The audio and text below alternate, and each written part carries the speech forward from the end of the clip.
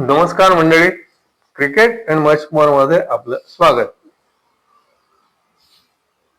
न खाई भोगी तो सदा रोगी. आज भोगी आहे. आज मी आपल्या बरोबर शेअर करणार आहे भोगीविषयीची माहिती.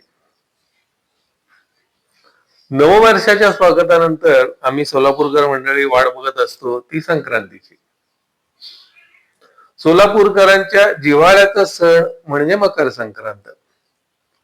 हॉकी हा जसा आपला राष्ट्रीय खेळ आहे तसा मकर संक्रांत हा आम्हा सोलापूरकरांचा खास सण. संक्रांतीचा आदला दिवस म्हणजे भोगी आणि संक्रांतीनंतरचा येणारा दुसरा दिवस म्हणजे किंक्रांत. नुकतीच येळामावस्या म्हणजे वेळ अमावस्या झालेली असते.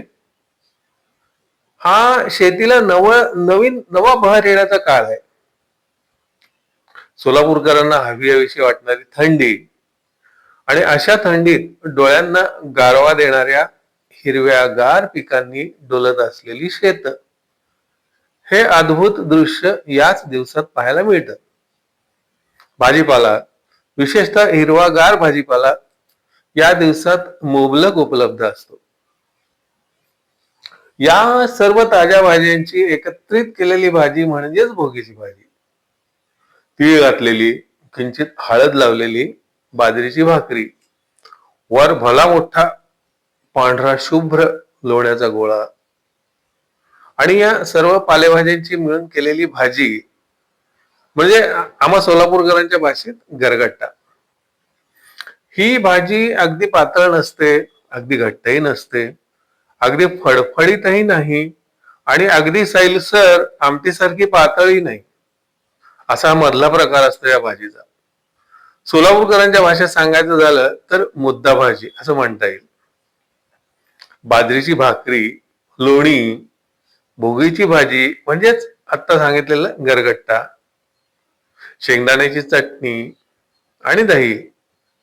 तसं जर पाहायला गेलं तर शेंगदाण्याची चटणी आणि दही हा तर सोलापूरकरांचा 365 दिवसांचा अविभाज्य मेन्यू. तो आजही हवाच.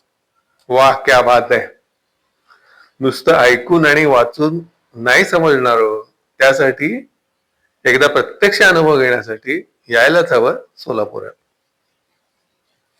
तर सर्व श्री सिद्धेश्वर भक्तांना भोगीच्या शुभेच्छा. आजही सोलापूरकर घरोघरी भोगी, त्यानंतर येणारी संक्रांत आणि किंक्रांत हे सण मोठ्या उत्साहानं साजरे करतात. वर मी आता जो तुम्हाला वरती सांगितला ना भोगीचा मेन्यू, आज तुम्हाला तो सोलापुरात कोणाकडेही नक्की मिळेल याची मी ग्वाही देतो. अगदी खात्रीने मिळेल. सोलापुरातील सुगरणींच्या हातचा हा मेन्यू एकदा खाऊन तरी बघा. या 3 दिवसात सोलापुरात येऊन प्रत्येकाने याचा अनुभव एकदा तरी घेतलाच पाहिजे. 68 लिंग दर्शन. सोलापुरात श्री सिद्धेश्वर महाराजांनी महादेवाच्या 68 लिंगांची स्थापना केली. त्या शिवलिंगांचं दर्शन, त्यानंतर येण्णी भजन, त्यानंतर नंदीध्वजांची मिरवणूक, काठ्यांची मिरवणूक म्हणतात याला, त्यानंतर होम प्रदीपन, नंतर येणारी गड्ड्याची यात्रा, होम मैदानावर होणारं शोभेचं दारूकाम, नंदीध्वजाचं वस्त्र विसर्जन. बऱ्याच गमती आहेत, त्याविषयी सविस्तर उद्याच्या भेटीत बोलूया. मकर संक्रांतीच्या आदल्या दिवशी साजरी केली जाणारी ही भोगी सहसा 13 किंवा 14 जानेवारीला येते. या वर्षी भोगी 13 जानेवारीला आणि संक्रांत 14 जानेवारीला आहे. भोगी आणि संक्रांत हे मुख्यत्वे करून कृषी प्रधान संस्कृतीशी निगडीत सण आहेत. महाराष्ट्र, आंध्र, तेलंगणा, तामिळनाडू इथे हा सण मोठ्या प्रमाणावर साजरा केला जातो. आमचं सोलापूर आंध्र आणि कर्नाटक यांच्या सीमेवर आहे. मोठ्या उत्साहात आम्ही सोलापूरकर साजरा करतो हा संक्रांतीचा सण. सोलापुरातील मुख्यत्वे करून लिंगायत समाजासाठी फार महत्वाचा आहे हा सण. तसं समस्त सोलापूरकरांसाठीच हा सण महत्वाचा आहेच. हा परिवर्तनाचा सण आहे, निरुपयोगी दुर्लक्षित गोष्टींचा त्याग करून नवीन गोष्टींचा स्वीकार हे या सणाचं खास वैशिष्ट्य. तसं पाहिलं तर या दिवसात शेतांमध्ये जे धान्य असतं ना ते नवीन आलेलंच असतं. तर या भोगी दिवशी इंद्राची आळवणी केली जाते. पृथ्वीवर भरपूर धान्य पिकावं अशी भगवान इंद्रदेवांची प्रार्थना केली जाते. सोलापूरच्या श्री सिद्धेश्वर महायात्रेत आज म्हणजेच भोगी दिवशी अक्षता समारंभ हा महत्वाचा सोहळा साजरा होतो. सोलापुरातील स्थानिक केबल नेटवर्क हा कार्यक्रम लाईव्ह प्रक्षेपित करतात आणि त्याला मोठा प्रतिसाद मिळतो.